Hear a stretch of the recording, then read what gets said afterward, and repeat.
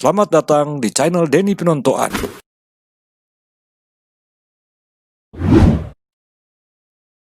Kabar proklamasi kemerdekaan tanggal 17 Agustus 1945 nanti diterima oleh tokoh-tokoh nasionalis di Minahasa sehari setelahnya.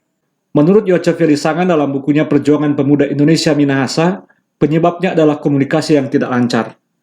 Hari Kawilarang dalam tulisannya berjudul Sulawesi Utara di awal pasca Perang Pasifik hingga aksi kudeta militer 14 Februari 1946 menuliskan berita proklamasi kemerdekaan pertama kali diketahui pada tanggal 18 Agustus. Asiga Rombot yang waktu itu bertugas di markas Angkatan Laut Jepang di Tondano sebagai markonis mendengar berita itu disiarkan kantor berita Domei di Tokyo. Menurut Kawilarang, berita ini tak menonjol dan hanya diselipkan di antara berita-berita berkisar pada peristiwa bom atom di Hiroshima dan Nagasaki, kapitulasi Jepang, dan perintah gencatan senjata oleh Kaisar Hirohito, dan lain-lain. Siga Robot lalu menyampaikan berita itu, antara lain kepada Wangko F. Sumanti yang ketika itu menjabat Komandan Benteng Pertahanan Tanah Air di Tondano. Sejak itu, para pemuda Tondano mulai menggerakkan pembelaan proklamasi.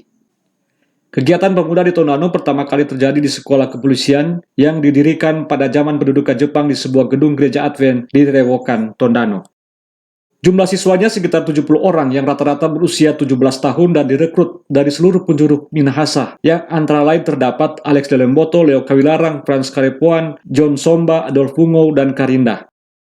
Sedangkan di antara para guru terdapat juga orang-orang non-Kawanua seperti Samsuri, Rusman, dan Mazu. Segera setelah menerima berita dari Sigar dan Rombot, pada tanggal 19 Agustus, para pelajar di sekolah kepolisian di Tondano mengadakan apel menaikkan bendera merah putih serta menyanyikan lagu Indonesia Raya. Namun sebelum Badan Penyelidik Usaha-usaha Persiapan Kemerdekaan dibentuk di Jakarta, di Minahasa sudah lebih dulu membentuk Badan Pemerintahan Sementara Persiapan Kemerdekaan Indonesia. Badan ini dibentuk pada tanggal 25 April 1945. Badan ini diketuai oleh E.H.W. Pelengkahu, seorang pamong praja. Anggota-anggotanya adalah G.E. Dauhan, tokoh PNI, Dewe Lapian, tokoh pergerakan dari Minahasa, Nani Wartabone, tokoh pergerakan dari Gorontalo, dan lain-lain. Dengan begitu, kata Lisangan, upacara proklamasi kemerdekaan dilewat pada tanggal 19 Agustus, sesudah pengibaran bendera merah putih dilanjutkan dengan penyerahan pemerintahan dari Jepang kepada Badan Pemerintah Sementara Persiapan Kemerdekaan Indonesia. Badan ini lalu memutuskan pada tanggal 23 Agustus, warna merah putih dikibarkan serentak pada beberapa tempat di Minahasa, yaitu Tondano, Kawangkoan, Kombi, dan Sonder. Peristiwa itu terjadi sebelum penyerahan Jepang pada Sekutu.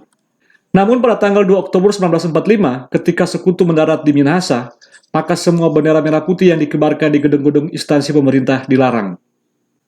Beberapa bulan kemudian, yaitu pada tanggal 14 Februari 1946, terjadi suatu peristiwa lagi, yaitu perebutan tangsi militer di Teling dan pengibaran bendera merah putih. Itu yang hingga kini diperingati sebagai peristiwa merah putih.